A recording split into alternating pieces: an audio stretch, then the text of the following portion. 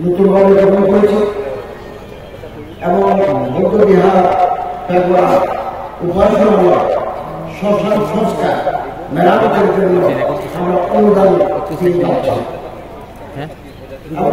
বিএফটিএর মাধ্যমে অ্যাকাউন্ট করছি যাতে সুযোগ না থাকে। আমাদের সরকার 2 কোটি টাকা অনুদান দিয়েছে, বৌদ্ধ পূর্ণিমায় দেওয়া হয় না। তো দুইটা পূর্ণিমা হওয়ার কারণে মাঝখানে আমি যদিও সামাই বানিয়েছি, কিন্তু পূর্ণিমা বৌদ্ধ পূর্ণিমা প্রমাণ পূর্ণিমা হওয়ার কারণে ভুল বুঝে রয়েছে, অনুদান দেওয়া হয় না বৌদ্ধ পূর্ণিমা। আমি আমাদের মাননীয় প্রধান উপদেষ্টা প্রফেসর ডক্টর মোহাম্মদ ইউনূস সাহেবের সাথে আলাদা করে বলেছি, আমি বুঝিয়ে দিয়েছি দুটো উৎসব আলাদা। তিনি তখন থেকে আমাকে বললেন তার জন্য আরেকটা সময় বাড়ানো বিশেষ অনুদানের জন্য। তো আমি বিশেষ অনুদানের সময় বাড়িয়েছি, আশা করি দিনের মধ্যে বিশেষ অনুদান হিসেবে আরেকটা আমরা অর্থ পাবো এবং এটা বৌদ্ধ কল্যাণ ট্রাস্টে সদস্যদের মতামত আমরা এবার বিভিন্ন বিহার পেগুয়ায় আমরা বিতরণ করব। ঢাকা শহরে এতদিন পর্যন্ত বৌদ্ধদের জন্য কোনো শ্মশান ছিল না, একটা মানুষ মারা গেলে রাস্তায় ঘোরাঘুরি করতে হবে। এই প্রথম আমরা উত্তর রাজুর থেকে একটা প্লট রেজিস্ট্রি করে দিয়েছে এবং আমি নিজে গিয়ে সেটা উদ্বোধন করে দিয়ে আসছি।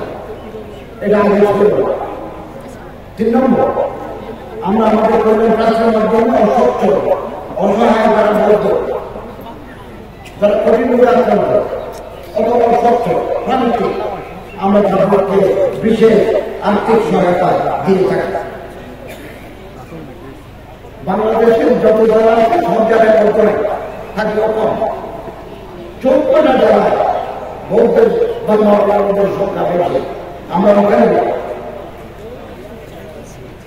14টা বৌদ্ধ অধ্যুষিত জেলার 62টি উপজেলায় 300টি শিক্ষা কেন্দ্রের মাধ্যমে 18,000 বৌদ্ধ শিশুকে কিশোরকে প্রাক প্রাথমিক এবং ধর্মীয় শিক্ষা প্রদান করছে।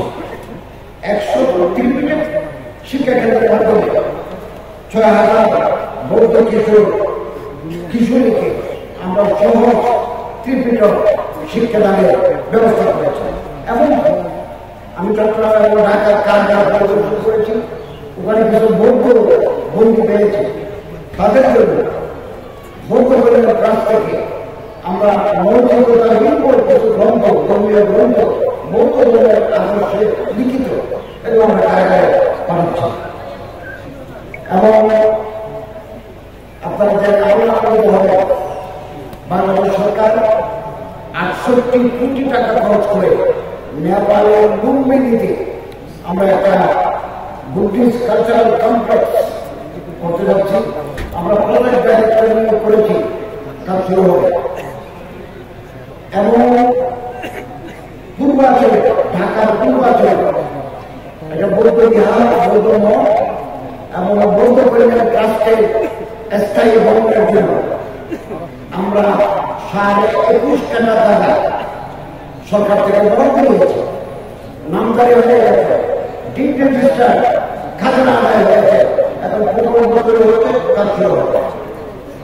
আমরা অভিযুক্ত বৌদ্ধ কল্যাণ ট্রাস্টের নেতৃত্বের সাথে আলোচনা করে প্রফেসর ডক্টর সুবর্ণবল্লভ মহেশ চাকমা, আমাদের জয়ন্ত বাবু, তারপর আলোচনা আছেন আমাদের সম্মানিত সদস্য, তাদের সাথে আলোচনা করে আমরা তীর্থযাত্রা, তীর্থ ভ্রমণের অভিযোগের ব্যবস্থা করব। দ্রুত তারা তাদের তীর্থ ভ্রমণ করতে পারে। এক কথায় আমরা আমাদের সরকার, আমার মন্ত্রণালয় আপনাদের পাশে আছে।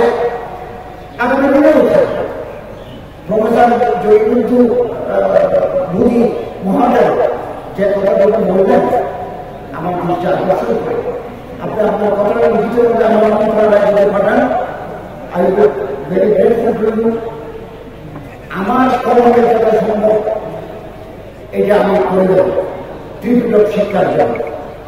আমি যেটা প্রাথমিক শিক্ষার সাথে যুক্ত অথবা মাধ্যমিক উচ্চ মাধ্যমিক শিক্ষার সাথে যুক্ত, এগুলোর জন্য আমরা সংশ্লিষ্ট উপদেষ্টাকে ডিউ লেটার দেব। আমি সবসময় চাই ভোটার বৌদ্ধ ধর্মের নৈতিকতার চর্চা করুক, হিন্দুরা হিন্দু ধর্মের সনাতন ধর্মের চর্চা করুক, মুসলমানরা ইসলাম ধর্মের চর্চা করুক। এটা আমরা চাই এই দেশ আমাদের সবাই, যার মনের ভিতরে সাম্প্রদায়িকতা আছে সে ধর্মের মানবিক হতে পারে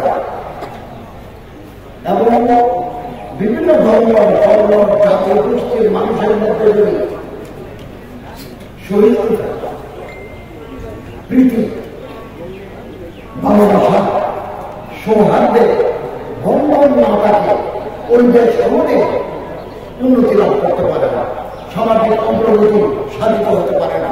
আমরা ডেভেলপমেন্ট হতে হবে, পর্যটন শিল্প সংস্থানে উৎপাদন হতে হবে, মার্কেটিং হতে হবে, সামাজিক অস্থিরতা বিরাজ করে। এই জন্য দেশের উন্নয়নের জন্য আমাদের সৌহার্দ্য, সম্প্রীতি, পারস্পরিক ভালোবাসা করতে হবে। আমি সরকারের বড় থাকি, একটা ফুল দিয়ে বসন্ত হয়, বসন্ত আসলে সব ফুল ফুটে। আমাদের বাংলাদেশ ইউনিটি ডাইভার্সিটি, বৈচিত্র্যের মাঝে আমাদের ঐক্য আমার ধরে রাখতে হবে। আমরা একসাথে বড় হই, একসাথে স্কুলে যাই, কলেজে যাই, ইউনিভার্সিটি যাই, একসাথে ব্যবসা করি, একসাথে চাকরি করি, একে অপরের সুখে দুঃখে আনন্দ বেদনা আমরা শহীদ থাকি। এতে আমাদের সবাই অধিকার সবাই প্রথম পরিবর্তন করতে সেটা আমরা দৃষ্টি দিলে বিবেচনায় নেব এবং আসুন আমরা একে অপরের হাত ধরি। এদেশে আমাদের সবাই, এদেশের উন্নয়ন, এদেশের অগ্রগতি আমাদের ভালোবাসা সম্প্রীতির উপর নির্ভর করে। আমি কিছুদিন আগে থাইল্যান্ড গেছি, রাজা ধর্মীয় মুসলমানদের জন্য ব্যাংকক বিশাল একটা হান্ড্রেড একর ল্যান্ড কিনে দিয়ে গেছেন। ওখানে মাদ্রাসা আছে, ওখানে কালচারাল সেন্টার আছে এবং প্রতি বছর মুসলমানদের অনুষ্ঠানে রাজা, বর্তমান রাজা রানী সহ অংশগ্রহণ করে। এবং আপনি ব্যাংকক বিমানবন্দর থেকে ওখানে তারা মুসলমানদের হেল্প করে। এখানে যারা বৌদ্ধ ধর্মাবলম্বী, ধর্মের মানুষ আছে, নিরীক্ষী আছে, আপনার প্রতি ভালোবাসার হস্ত সম্প্রসারণ করতে চাই। আমি আপনাদেরকে আলোচনা অভিনন্দন জানাচ্ছি, শুভেচ্ছা জানাচ্ছি। আসুন আমরা ঐক্যবদ্ধভাবে এই দেশকে সামনের দিকে এগিয়ে নিয়ে যাই। পারস্পরিক ভেদ, পারস্পরিক বিবাদ, সংঘাত আমাদেরকে পিছনে টেনে